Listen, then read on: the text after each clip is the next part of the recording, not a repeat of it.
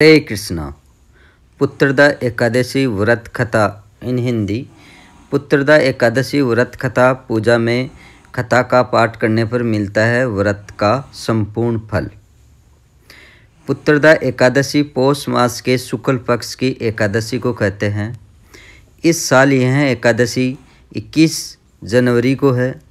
मान्यता है कि यदि संतान सुख से वंचित दंपति इस व्रत को करे और विधि विधान से पूजा करने के बाद व्रत की कथा का पाठ करे तो व्रत का संपूर्ण फल मिलता है और शीघ्र ही उनके घर में खुशखबरी आती है।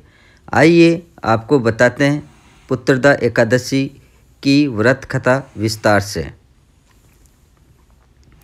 भगवान श्री कृष्ण ने युधिष्ठिर से कहा, राजन, पौष के शुक्ल पक्ष की जो एकादशी है उसे बतलाता हूँ, सुनो।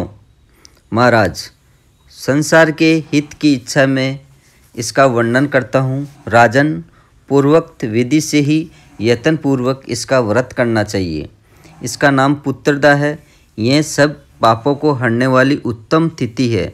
समस्त कामनाओं तथा सिद्धियों के दाता भगवान नारायण इस तिथि के अधिदेवता है।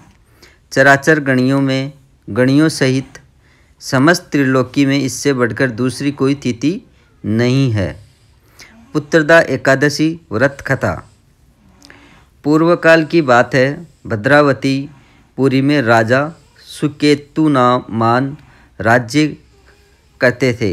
उनको रानी का नाम चंपा था। राजा को बहुत समय तक कोई वंशधर पुत्र नहीं प्राप्त हुआ, इसलिए दोनों पति पत्नी सदा चिंता और शोक में डूबे रहते थे। राजा के पितर उनके दिए हुए जल को बड़े ही शोक के साथ पीते थे और सोचते थे कि राजा के बाद और कोई ऐसा नहीं दिखाई देता जो हम लोगों का तर्पण करेगा। यह सोच कर पितर दुखी रहते थे।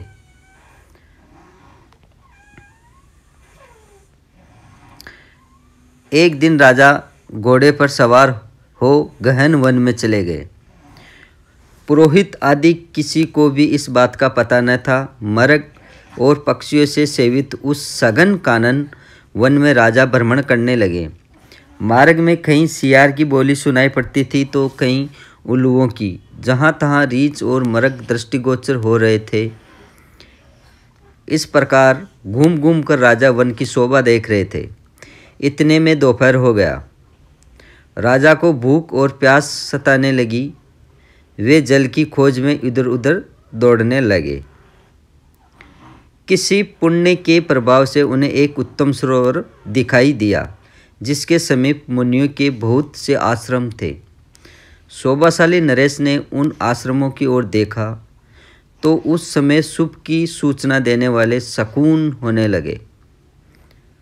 राजा का दाहिना नेत्र और दाहिना हाथ फड़कने लगा, जो उत्तम फल की सूचना दे रहा था। सरोवर के तट पर बहुत से मुनि वेद पाठ कर रहे थे। उन्हें देखकर राजा को बड़ा हर्ष हुआ। वे घोड़े से उतरकर मुनियों के सामने खड़े हो गए और परतक उन सब की वंदना करने लगे। ये मुनि उत्तम व्रत का पालन करने वाले थे। तब राजा ने हाथ जोड़कर बारंबार दंडवत किया। तब मुनि बोले, राजन, हम लोग तुम पर प्रसन्न हैं। राजा बोले, आप लोग कौन हैं? आपके नाम क्या है तथा आप लोग किस लिए यहाँ एकत्रित हुए हैं? ये सब सच सच बताइए।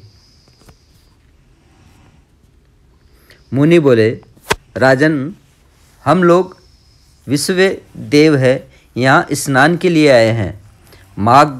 माघ निकट आया है। आज से 5वें दिन माघ का स्नान आरंभ हो जाएगा।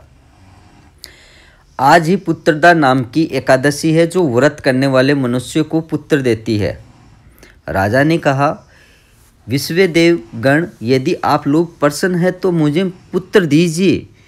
मुनि बोले, राजन, आज के ही दिन पुत्रदा नाम की एकादशी है। इसका व्रत बहुत विख्यात है। तुम आज इस उत्तम व्रत का पालन करो। महाराज, भगवान केशव के प्रसाद से तुम्हें अवश्य पुत्र प्राप्त होगा। इस प्रकार उन मुनियों के कहने से राजा ने उत्तम व्रत का पालन किया। महर्षियों के उपदेश के अनुसार विधिपूर्वक पुत्रदा एकादशी का अनुष्ठान किया। फिर द्वादशी को पारण करके मुनियों के चरणों में बारंबार मस्तक झुकाकर राजा अपने घर आए। तदंतर रानी ने गर्भ धारण किया। प्रसव काल आने पर पुण्यकर्मा राजा को 23वां पुत्र प्राप्त हुआ, जिसने अपने गुणों से पिता को संतुष्ट कर दिया।